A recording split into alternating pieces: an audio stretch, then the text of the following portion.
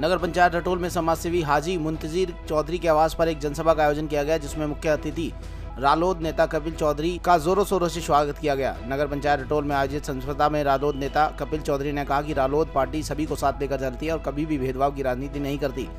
मुंतजिर चौधरी ने उनका साथ देकर उनके हाथों को मजबूत करने का भी वादा किया। उन्होंने जगह जगह लोगों से संपर्क किया और आने वाले विधानसभा चुनावों में वोट देने की अपील भी की। आगे लोग रहे हैं चरौड़ी, जहाँ तक बात है चरौड़ी और रटौल में कोई फर्क नहीं है। रटौल से चुनाव लड़ूंगा, रटौल में ही रहूंगा, रटौल से ही खाना खा के आगे निकला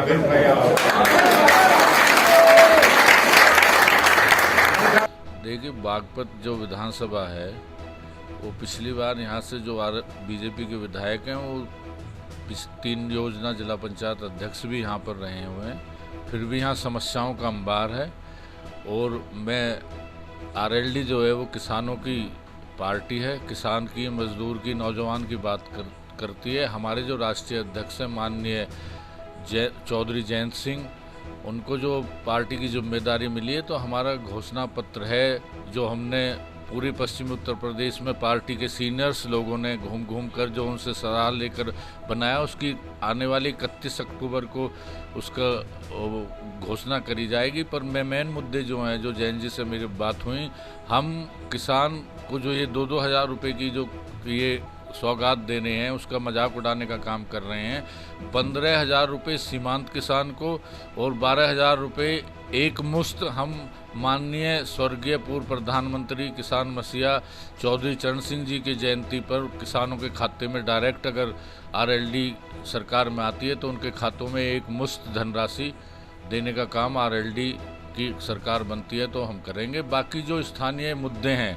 स्थानीय समस्याएं हैं, उनको अपनों के बीच रहकर विकास कार्य, हमारी अब विपक्ष की सरकार यूपी में बनने वाली है, गठबंधन की सरकार जो माहौल चल रहा है, गठबंधन की सरकार बननी है, उसमें जो ज़्यादा से ज़्यादा आरएलडी की भागीदारी होगी और उसमें आदरणीय जयंत चौधरी की एक विशेष भूमिका होगी, तो वहाँ से भी हम प्रयास करेंगे। अगर हमें प्रतिनिधित्व करने का मौका बागपत विधानसभा का मिलता है तो इसको चहुमुखी विकास किया जाएगा। जहाँ तक किसानों की बात है, किसान पिछले 1 वर्ष से दिल्ली के बॉर्डरों पर अन्नदाता पड़ा हुआ है और इस संवेदनहीन सरकार के कान पे जू तक नहीं रेंग रही है। और आप ये समझिए कि 700 से ज़्यादा किसान शहादत दे चुका है।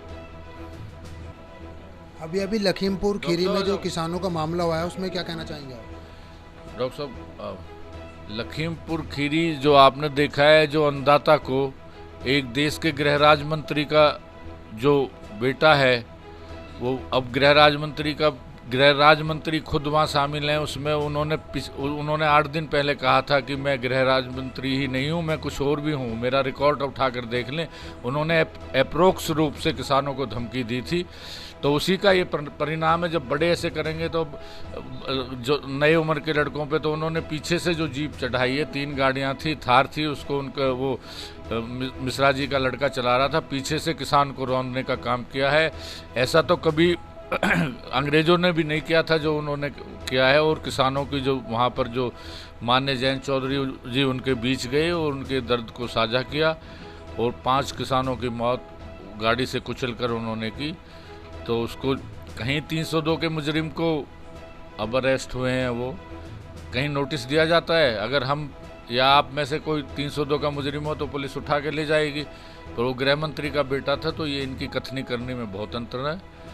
योगी जी जो ठोक दो नीति है, बुलडोजर चलाओ नीति है, क्या मुख्यमंत्री अब गृह मंत्री के मकान पर बुलडोजर चलाएंगे? वो भी तो दोषी है, उनका लड़का दोषी है। उसकी राइफल पिस्टल वहीं से बरामद हुई है मौके से। वो कहने यहाँ नहीं था, तो राइफल पिस्टल जब उसकी है तो वो था वहाँ पर। भाजपा जो बोलते हैं भाजपा वाले कि सबका साथ सबका विकास, क्या है? सबका साथ सबका विकास है। अडानी का होगा, अंबानी का होगा, और उनके जो दोस्त हैं नए 40-50 खरबपति इस देश में पैदा हो गए हैं। और जो मध्यम वर्ग का, किसान का, मजदूर का, जो नौजवान के हालात है वो सब आपके सामने है।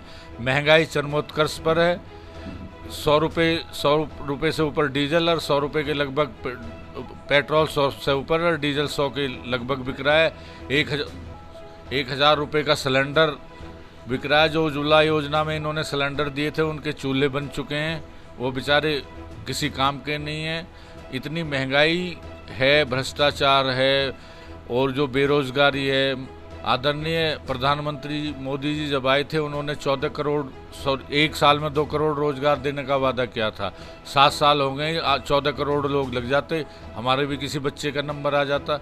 उल्टा प्राइवेट सेक्टर का 14 करोड़ लोगों का रोजगार खत्म हो गया है, बेरोजगारी चरमोत्कर्ष पे।